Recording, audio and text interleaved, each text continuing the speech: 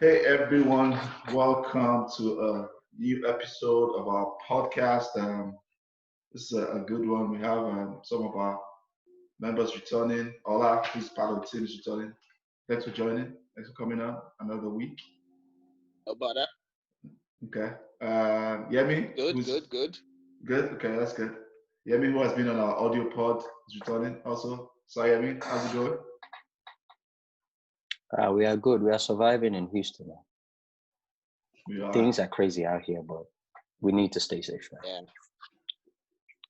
Okay. Yeah. Mr. Bayern himself, the Kaiser, Dayo, is Mhm. joining us. I think it's first time Yeah, this season he's joining yeah, us. How you doing, yeah. Dayo? I'm good. I'm good. Yeah, I'm back in Dallas. If you want to know.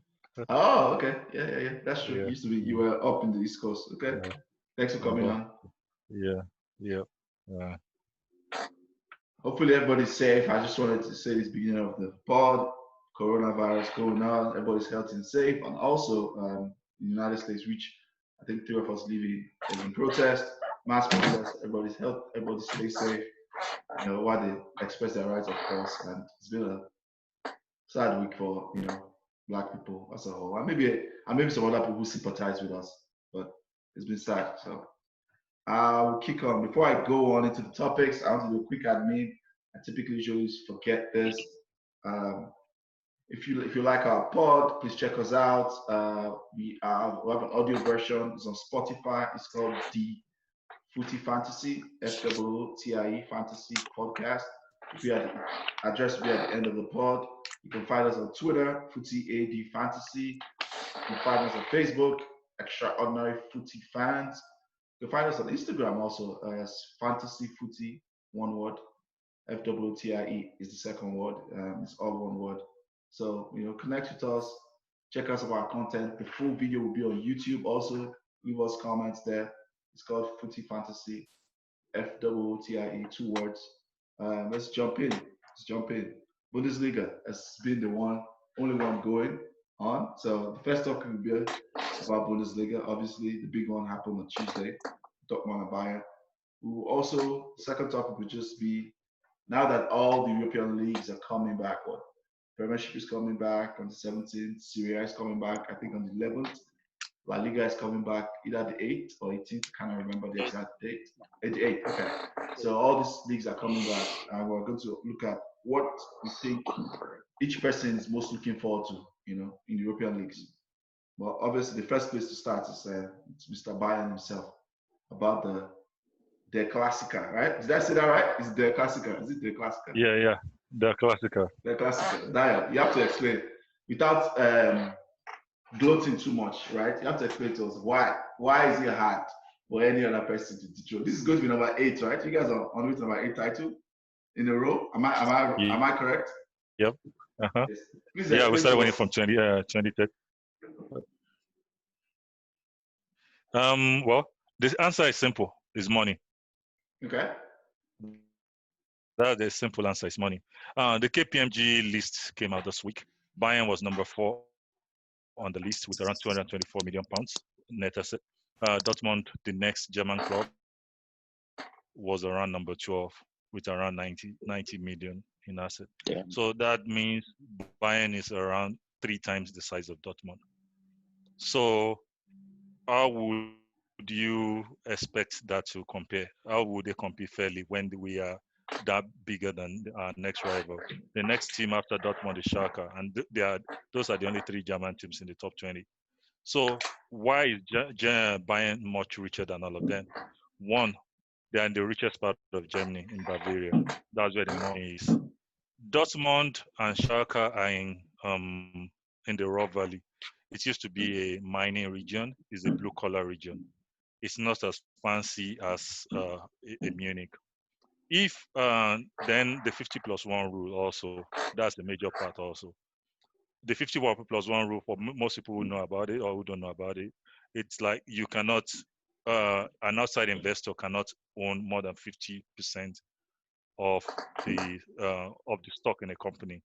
So they did that to protect the local game, to keep the game with the fans.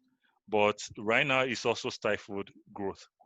And curiously, in 2018, they had a vote to decide on the future of 50 plus one.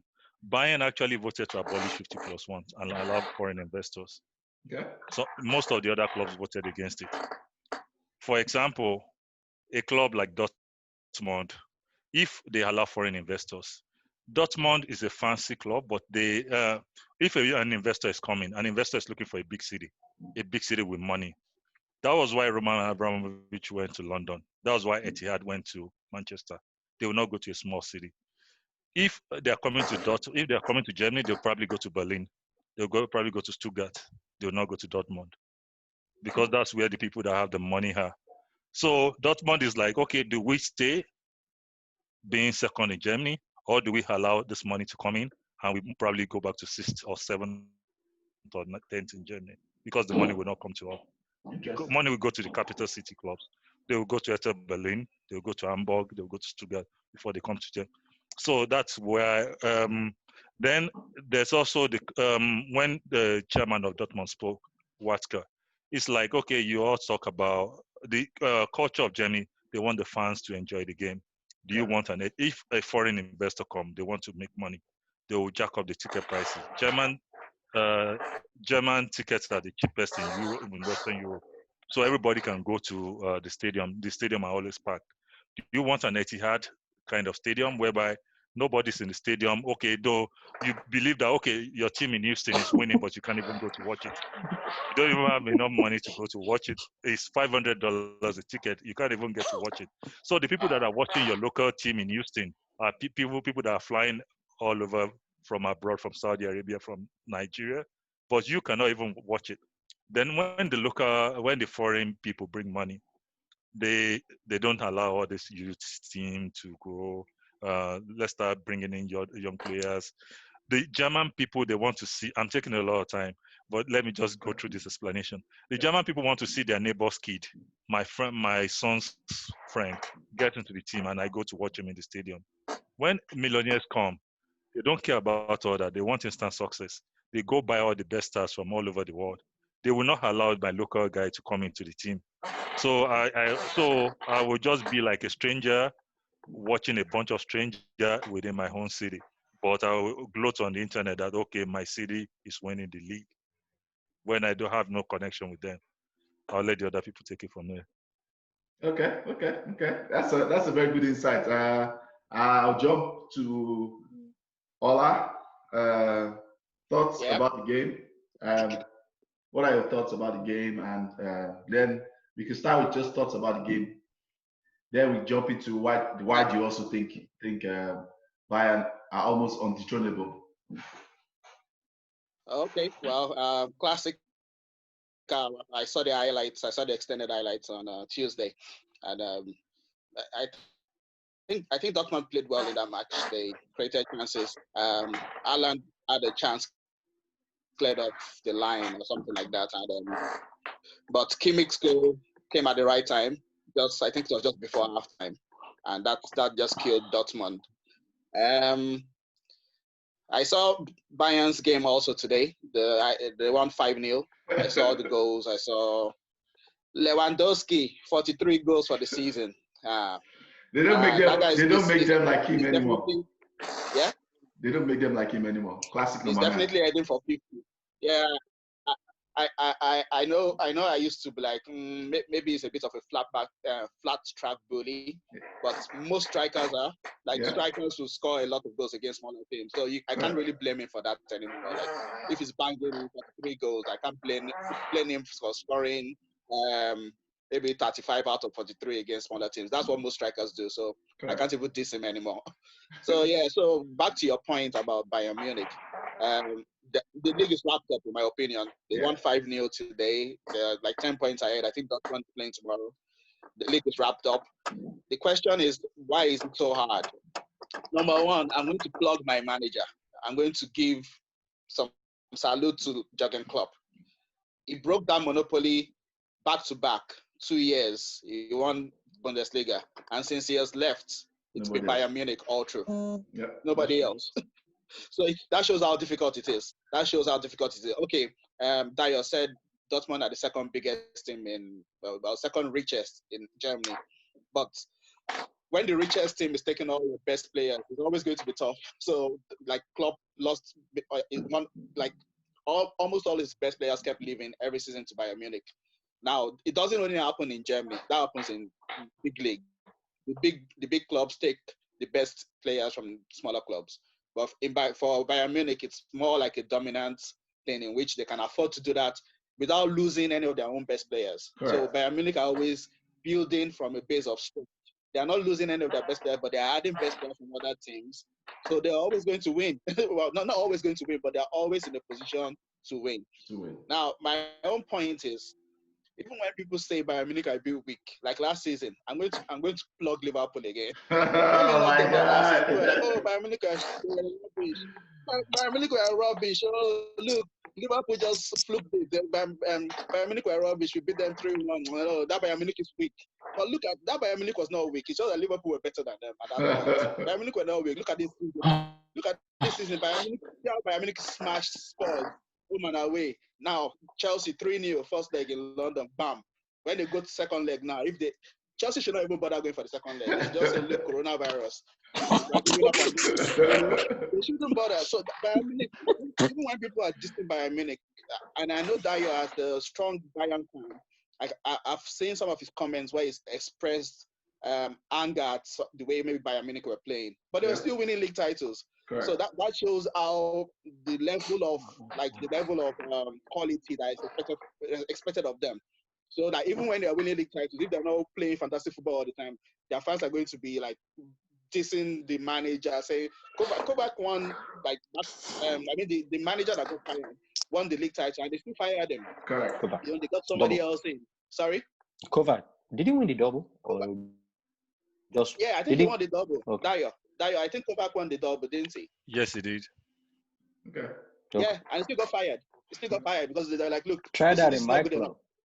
You know, something has to be said. Sorry to interrupt you though. Something has to be said for that's like that mentality though, where they have this standard and they expect that's the minimum. That yes, you won, but that's what have you done for me lately, right? So there's something to be said for that. I know there's a balance, but go ahead, I'll finish your thought. It's just like Barca.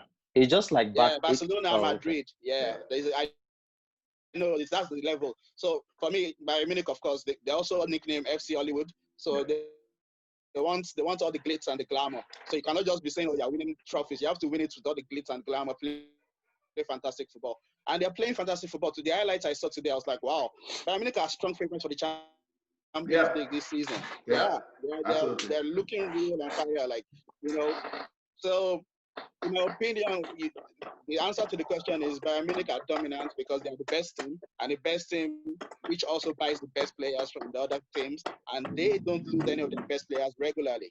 So that's why they're always going to be very difficult to stop. True. Okay. I have some thoughts. I'm going to come back to Dayo in a bit, but let me talk. A follow-up question. This is our discussion earlier this season. I'll come back to you, Dayo. Yemi, take it away. What are your thoughts? Yeah. I know you are going to. Your boy Sancho is not doing anything, man. He looks. I'm sorry to say this. I don't body shame, but Sancho is looking like he was on a meat pie, pork pie diet, man. That guy. He came back looking different, man. He had some. Wombo was chubby and all. Yeah, Wombo was having some chick. I mean, like if you look at the game, I saw the game and I saw two different things.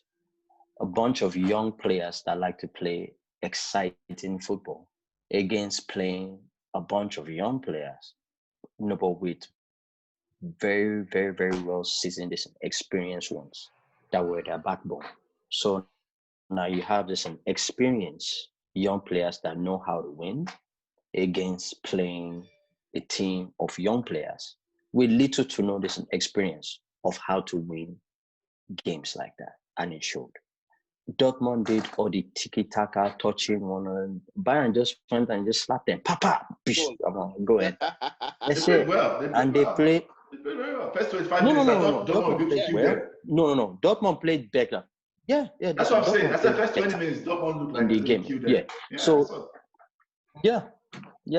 Bayern Munich just say, hey man, this is big boy stage right now. This ain't, and that's how they're playing. I'm looking at that team right now. That is probably one of the most strongest team in Europe at this present time.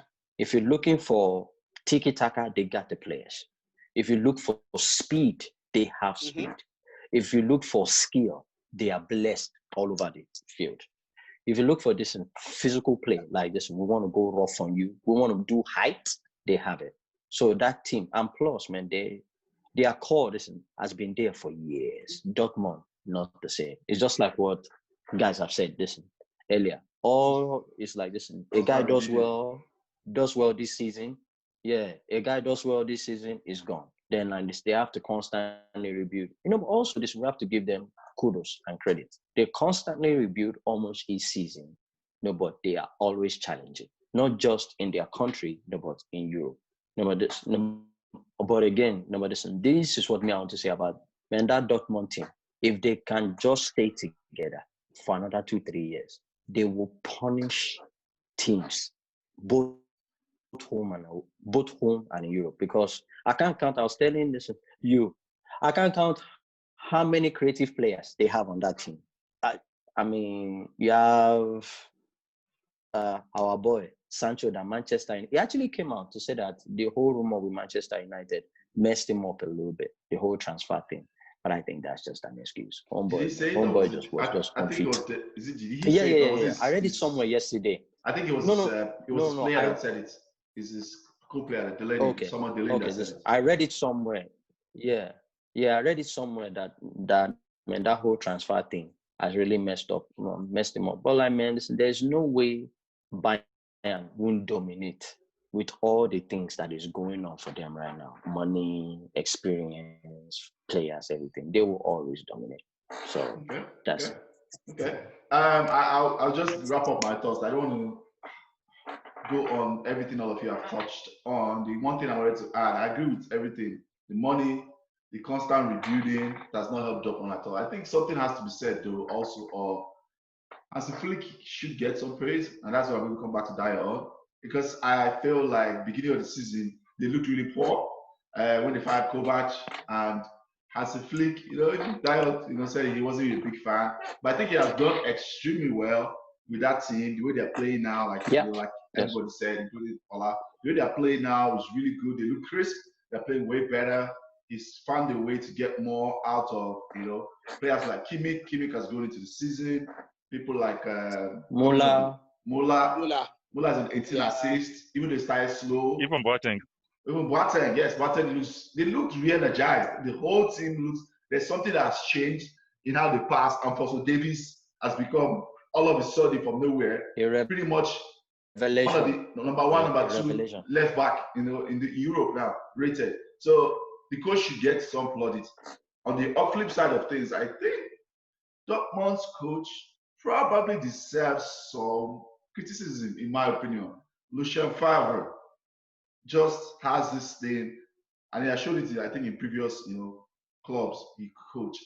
He just has this thing where he can coach super exciting football, but defensively, he just always find a way to collapse. Even though he made good signings in Emre Can and who's the buy? Hummel. They looked slightly more solid this season. Me and Dad talked about this. I thought, this season, they started so well. It looked like they found that balance, even in the big games against PSG. Even though they lost that game was a game that was like, it was tight. It wasn't open. PSG couldn't break them up, cut them open easily. But it's like, there's just something. Maybe it's a mentality thing. And maybe go back to what we were saying about that championship DNA that Bayern have. Just having too many people that have done it and done it and done it again. I think they are on the other side of things. We just have young players who are just about to start up. Then they leave. They left, Pulisic left, Dembele left.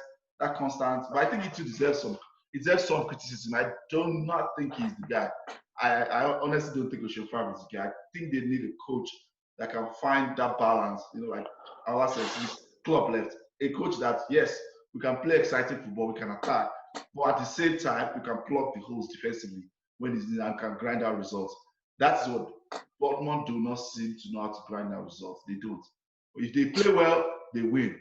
if they play, they can also play well and lose. So that's why they're a very funny team. Like this team plays well and plays well. The best teams like Bayern can play average and win. All the best can play average and they get a grind out results. So that's one thing. So Dayo, Hansi Flick, what's your thoughts about Hansi Flick? Just quickly in 30 seconds. Well, yeah, I'm glad to be wrong on Hansi Flick. Okay. I was for Eric Ten Hag Yeah. because Hansi Flick has not really had a first team, has not been a first team coach ever. Okay. That Bayern was his first gig, and I was so surprised. And I agree with most of your points. Favre is not a winner. He's just he plays nice. He'll do well, but he doesn't have that cutting edge to just push it over there. And everything still comes down to money. Yeah. Bayern has a lot of match winners on that team. Correct. Bayern, we have Lewandowski, we have Kimmich. If Kimmich is not playing well, we have Muller, we have Gnabry, we have like 5 or 7 match winners in that Martinez. team. Everybody, yeah, but Dortmund, you want Sancho. If it's not Sancho, Haaland. How old is Haaland? All these boys are just cutting their teeth. They're young boys. They just they must just perform. And you're saying about consistency. Sancho is about to be ripped off again. Pulisic was taken last year. The year before was Aubameyang. So where will this consistency come from? That's it. And it's just not Bayern. Before, when Dortmund won their league titles, the first year they won, the best player in the league, Leroy Sahin, they lost him. Second year they lost Kagawa. So that was Dortmund trying their best, at their very best with Klopp. So by the time Bayern stepped it up, Klopp won 81 points. The next season, Bayern just blew him out. So they don't have that staying power because of they need more match winners. Like if you look at a team like Barcelona, Madrid, even Liverpool, there are multiple match winners on that. Not just 2 guys hoping to do it week in, week out. Can I say something to that? It's not going to work. Too? Yeah. Can I say something to that? You mentioned a very, very good point about match winners. I think the coach is doing a great job because how many coaches have you seen that can coach a bunch of 19, 20-year-old players on average, and then you want them to be top-notch every game? It's hard to find. Not in Germany. You beat every other team, but you face a team like this in Bayern, and then you lose. Because guess what? You're playing against experience. I'm looking at the team. Hummels is older. He's an older player.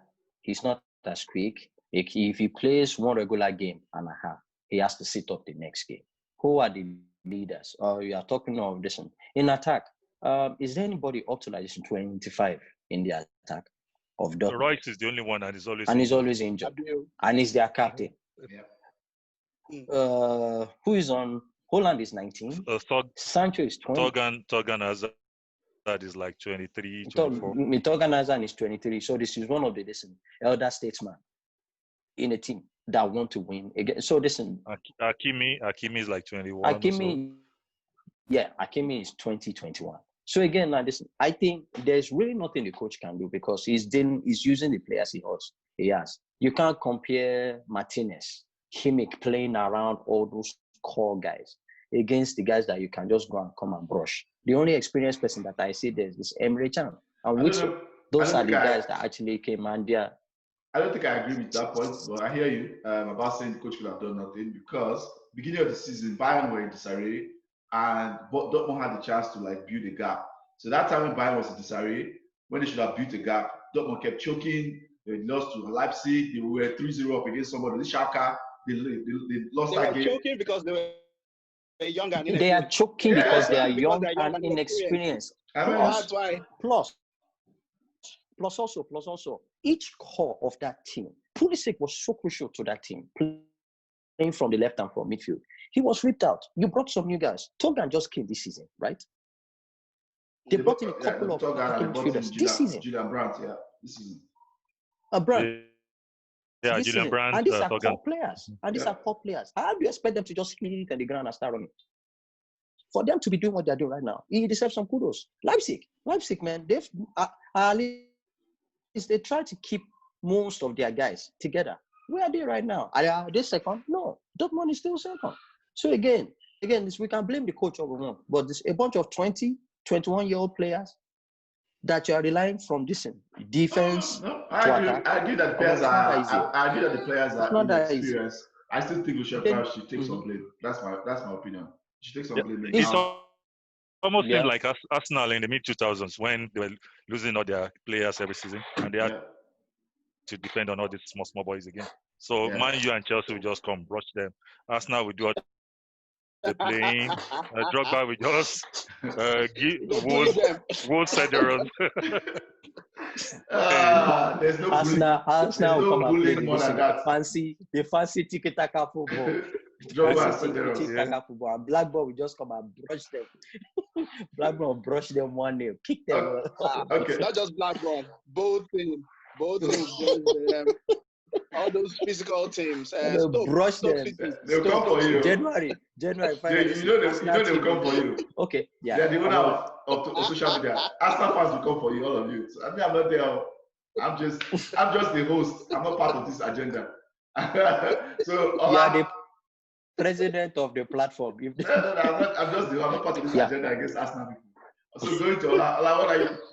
This is probably very, very. Samuel, me, I didn't see anything. No. Samuel, in case you're watching, I didn't see anything. So this was probably the most obvious. Ola, what are you looking forward to? This is let's start with the most obvious person and the most obvious response. Tell me what you're looking forward to the most now that European leagues are starting up. And don't patronize me. I'm going to say this: if you patronize me, I'll kick that answer back. If you give me patronizing something like, "Oh, I'm waiting for this young kid," you better be honest what you're waiting for. What are you looking forward to the most? Let me answer now. Okay. I've said it before. People that were doing all this bantering about null and void, they don't understand football. They don't know how much money is invested in football. That league was never going to be null and void. The worst that would happen was they could curtail the league and they just declare a champion, like we were saying last week. So if the league was finished or not, Liverpool were going to be champions. So I know you might not want to believe me, but Liverpool are going to be champions. If they don't finish the league, Liverpool are going to be champions. If they finish the league, Liverpool will be champions. So for me, that's not the biggest issue of the leagues coming back. Okay. The leagues coming back for me, it's the fear of the second wave of infections tampering with it. I've said it multiple times because when this thing started in March, and people are saying football, the league is cancelled everywhere. Don't worry, football is not coming back. My point back was like June, July, football can easily come back by June, July in 3 months' time because I could see that maybe the infection rates are going to drop and there will be motivation for the leagues to be finished because a lot of money is involved. Correct. Now the leagues are coming back. Even the ones that cancelled in France, there's grumbling in France already. Now why did we cancel it? The Lyon president is already making a lot of trouble that the French league has to resume. That maybe they can see other leagues resuming now. Yeah. So even the ones that pulled the trigger too quickly, there's rumbling now that, why don't we restart? See, everybody else restarting. There's a lot of money involved. In the Premier League, even with the restarting, they still have to pay BT Sport and Sky Sports 300 million pounds. They have to pay them back because they did not finish the league on time. So, but if they now cancel the league, they will have to pay like close to £1 billion back to the broadcasters who had already paid money. So there's a lot of money involved. So the league was always going to come back in a way of form. And if, for me, my issue is in England, they've told them now lockdown is eased, people are going out, people are enjoying, people are going to the beach, they are swimming. I see a situation in which maybe there might be a second wave of infections, which will now tamper with the league again. That's what I'm thinking. Okay. So, and if that happens, Liverpool will still declare champion. So for me, it's no problem. But the problem is the relegation people, the relegation and promotion people. Those are the ones that are the big issues. Because if they now cancel the league again, the ones that are at the bottom will say, no, we don't want to go down. The ones that are coming up, Leeds United them, will say, we want to come up. That's where the biggest issues are. Those ones. And then people that are trying to qualify for Europe, like Man U have a good chance of maybe making it to Champions League.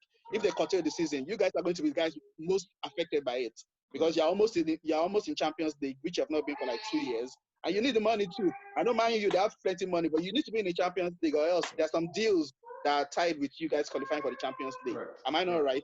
There's some deals. Sponsorship deals, yes, that's true. So clubs like that are the ones that are going to be most affected. Liverpool is 25 points ahead. Whether they start or not, league is done. We have won the league. So I'm happy the leagues are coming back. I'm just a bit worried about a second wave of infections stopping things again. That's just it. Okay, so I guess my question was, I mean, my question wasn't clear, was what are you looking forward to? So let's just assume it comes back successfully. What are you looking forward to the most? That was my question, actually. Looking forward to I thought you meant maybe I'm looking forward to the league being won. No. So that could be what you're looking forward to too. I mean, because you guys haven't won the league before, right? That's why I said that might be the most obvious thing. So that's why what are you looking forward to the most? No, they haven't. No, this is not true. He hasn't seen it, right? Have you? They've never won the league. You haven't seen it. That's what I'm saying. You haven't seen it. It's not a true. Why is that not a true? I was alive the last time Liverpool won the league. You're not a Liverpool fan, dude. You're not a Liverpool fan. You're not a Liverpool fan, dude. That time, I was alive. I saw it in the newspapers and Liverpool won the league. Okay. I won't let that slide. In answer to your question. Yeah. In answer to your question. Well, it should be good. Well, what will I be looking forward to? I'll be looking forward to seeing this 5 substitutes thing. I want to see the impact of 5 substitutes. Because people has allowed them to make 5 substitutes. I don't know. Maybe I might ask Dayo how maybe are the teams in Germany making use of that 5 substitutes? Yes, they are. For me, the reason why they are okay. The reason why I'm looking forward to that is because Liverpool have few young players who I would like to see more of. So with that 5 substitute thing, it's not just Liverpool, even in all the other teams too. There'll be some younger players who will get more playing time because now the coaches are allowed to make 5 substitutes. So that will be something I'll be looking forward to. I want to see how that impacts young players getting more playing time, how the bigger teams will use it, because some people are making the argument that the bigger teams are going to have an advantage because they have better squads. So you're allowing them to make more substitutes. And so that means it can impact the game more. So some people are saying that I want to see it. Maybe when it happens, I want to see it. So that's my answer. Yeah. Yemi, are you bored? Yemi's yawning on our podcast. Wow. No. Wow. If you have Yemi, you're fine, man. You're fine. You can't be yawning on the podcast. You are fine. Nah. It's not like I'm that. going to you next. If you have if you have an infant, my infant is keeping. I'm just joking. I'm just listening. Yeah, I'm listening. So Yemi, what are you looking forward to? I'm listening. I have come to you. You have to listen now. What are you looking forward to the most? As a Manchester United fan, we all know what we are looking forward to the most. The combination, how we will. I want to see how our team will set up. I want to see how Pogba, Fernandes, Fred, McTominay, Matic, all of them will play together. I want to see how Rashford gets back, how he plays, how he adjusts to the new system. I want to see how the teams will play with no crowd. I want to see Spurs with Mourinho. I want to see him now with a full team, almost a full team, so that all these excuses can be checked. Because you've been saying, man, I came in, half the team was injured, blah blah blah blah. Okay, so now you have Harry Kane back, you have most of the players back. So now that one gets settled. So basically, I want to see this in City too. Will City actually give it a go? Laporte should be back. And most of his players should be back. And so Fernandinho will have to move back into midfield because Rodrigo has not really. He's still trying to find his feet. So I want to see how Man City. In general, I just want to see good football. But how would there not being crowd affect the good football? How would this in England adapt to this new football without noticing all passionistas in the crowd running their players to go? So I can't wait. I really cannot wait. I just want to see good football, and I want to see good games played. That's all. Okay, Mr. Bayern Okay. What I want to see is the Champions League back. Okay. I'm looking forward to the Champions League. Okay, Liverpool is out. Madrid is almost out. Liverpool is out. Madrid is almost out. Yeah. Why Barcelona silently throwing shades? Barcelona is Keep it going. Barcelona is not so good. Yeah. Juve too What? was a little struggling. Oh, I'm so sorry. Hold that thought. Did you say Barcelona is not so good? Well, this year so far. Be careful, though. They are one king. They are that team that can knock you people off your pedestal. Yeah, Quick. but That team. this season, Yeah, this yeah. So season, far, they everybody would say struggle. That this is was probably the the worst They have Barcelona we've seen struggled. in the last 10 years. No, I agree. no. Did you see them last season? No, this is Well, last they look Last worse. season They look was worse. this almighty Messi. They look worse under their older coach. That guy, Valverde. Although they won the double and they let him Yeah. go. He's one coach that I know that was winning and they fired. You have a winning streak. Yeah, but you're because fired. Barcelona But has yeah, just continue. been so not at their peak of their past. True. So this year, Liverpool is out, Madrid is almost out. So, well, this might be our opportunity to win it. So I'm looking forward to the Champions League. And regarding the point of Olamide, playing without fans and playing with 5 substitutes kind of favors the bigger teams. True. The smaller teams need their crowd more. Mhm. There are some places where you go, like a place like Union Berlin. If you go to Union Berlin, their fans are a big part of their play. But now the fans are not there. So a lot of teams depend on their True. fans, Very especially true. the smaller Very teams. true. So they need the support. They need their 12th man, but they can't get it now. So it's basically down to skill for skill. Skill for skill, the big teams True. are better. And now with 5 substitutes, a Bayern has a deeper bench. They can bring in Coutinho when he's fit, bring in World Cup winners from their bench. Who does Union Berlin wants to bring from their bench? So it's okay. It's like okay, Man City now. Man City is playing. They can bring Leroy Sané from the bench, bring Laporte, bring $50 million pounds players from the bench. Who does All City want to bring? Who does Aston Villa want to bring? Yeah. So the little bit of advantage Aston Villa is even having, okay, Man City players might be tired. By the time they load in 5 players, 5 world-class players, yeah, You can change your lose whole it midfield. already. So exactly. They can give So Jose why Mourinho. you have If Jose Mourinho doesn't like doing Stop going, it. Stop Mourinho will it. bring a Stop new it. midfield. Stop Second, at 45 minutes, everybody go. New midfield. yeah, because just look at it now. Udombele can play for 10 minutes. If he does Yeah, not like the because way this is, look at Udombele it. is running on the Okay, field. Man City is Get playing out. Norwich. Norwich is already they're almost dying. They're holding to a one goal lead. Man City just loading Gabriel Jesus, Leroy Sané, all the Hamori as the backup guys. Mafia will catch you you. won't even you don't even stand a chance. And football has gone on without fans. It's not It's not. what we hope for, but at least it's better than nothing. But the fear I have is having a second wave. Liverpool will win the league definitely. Nothing City can do at this point. Yeah. City cannot. Even if Liverpool plays their reserve team, they will win. They will win 2 games to win the league. City can't catch up. But my greatest fear is Liverpool winning the league and not completing the Champions League.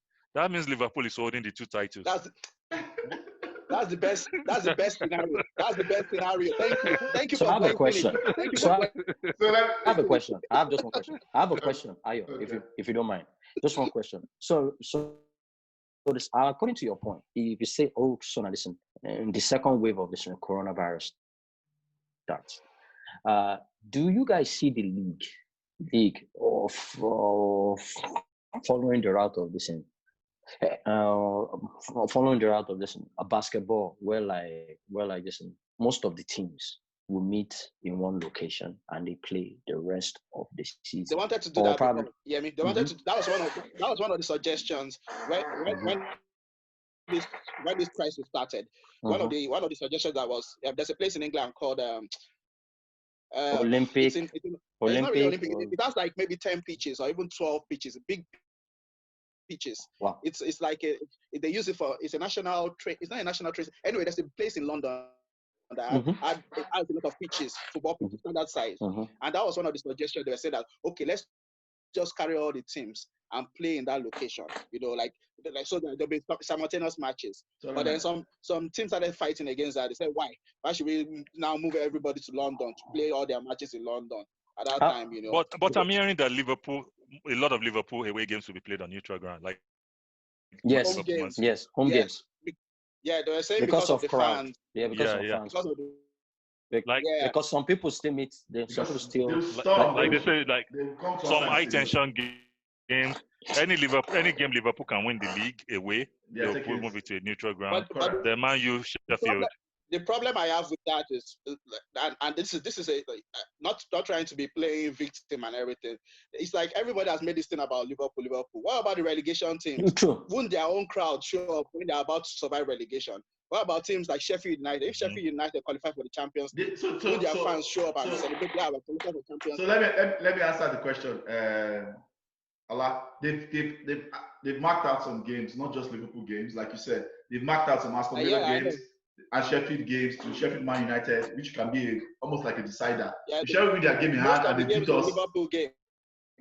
And Liverpool they beat Manchester United. You know, they can go like 5 points ahead, and that can be like a decider for fifth place, whatever. So yeah, that they've marked some games, but I saw it. That's true. Liverpool had like 3 of those 9 games they marked up. So I will say my thoughts real quick, so that we can wrap up. So what I'm looking forward to the most, just like Dayo, funny enough, is actually Champions League, because I feel like this is a year in a very long time we're going to get the first time. There's a strong possibility we're going to get like a first-time winner, in my opinion. Like a random person can win it. Yeah, Bayern are strong favorites, they're traditional people. But I feel like someone like PSG. Man City or PSG. Yes, exactly. I'm looking forward to see how that pertains. Can Man City hold their bottle and overcome Madrid now? Because Madrid is more dangerous now. They're coming off that bad form they had doesn't exist anymore. So this is like a new season. Everybody starts a new season. That second leg can go anywhere. Yeah. So it can be dicey. Madrid can turn that thing around now. It's because that 3 months has been the beginning of a new season. In my opinion, it's like fresh season now. There's rustiness. There's no match tempo. The match tempo, Man City have the confidence. Fresh season. On a 90 minutes night, you have a bad day, you get knocked out. That's where we are now, and that's what Man City is with that Madrid game. So I'm looking for Champions League because I feel like this is one of the seasons. The traditional guys, some of them are out. Barcelona is they're topsy-turvy. They're too dependent on brilliance. Liverpool is out. Atletico could win it. Who knows? Man City is there. PSG look really, really, really strong. Tuchel seems to have found maybe I'm talking too soon. Let's see how it does when he plays a traditional strong side. But I was really impressed when he handled and managed that game against Dortmund. So I think we've come to the end. This was fun. Premiership is in 3 weeks. We're all looking forward to it. Mr. Bayern Munich, thanks for coming on and giving us the historical. Thank you. But I want to say a special thank you to Bundesliga for leading the way, for showing us the way that this is possible. Yes. They played like 4 games. Yes. They played 4 games to got back. Thank you guys. Yeah. Thank you for showing that it's possible for football. It's not just even them. Even this basketball too. Yeah. American is football too. Everybody are now referencing this in Bundesliga. Yeah. Like this, they are not picking up points and stuff. Yeah. Crowd noise without crowd. Photos of this spectators, imaginary spectators. Yeah. Like this. No. Listen, Yeah. NBA has looked into it. NBA is looking into it, and listen, American football too as well. Okay. They're looking into it. It's like Germany, like this, and it's like this. And Germany is leading the way now. It's showing the whole world. It's showing the whole world how like this things can go. They did. Well, Yemi, thanks for coming on too. Ola, as always, thanks for coming on. Thank you, we'll have guys. another one next week. Thank you guys for coming. Like I say, like our message general from everybody, stay safe out there based on the health situation, and also protest in America. What you do, stay safe and healthy, everybody, and have a good one. Check us out. Like I said, everything will be at the end of the pod. Footie Fantasy, the Footie Fantasy podcast audio version. Footie Fantasy, Footie AD Fantasy on Twitter. Footie Fantasy 2 words on YouTube. Fantasy Footie on Instagram.